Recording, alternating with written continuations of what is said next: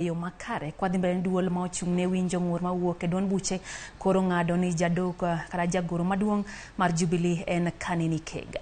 Duol no motis ni political parties dispute tribunal oyango ni Kanini Kega machik opuodho ne lemono bang' ka kuku maten Jubilee NEC no chungo iti Jeremiah Kioni, David Murathe kod Kagwe Gishohi.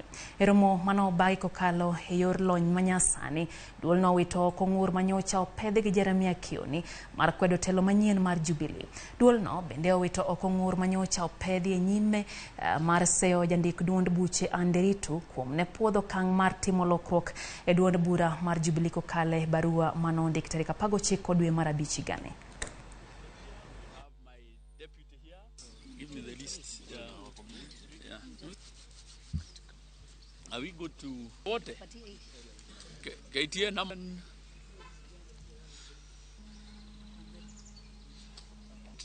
No, I want to. Kwa mga jonja ten piny Kenya William Ruto igen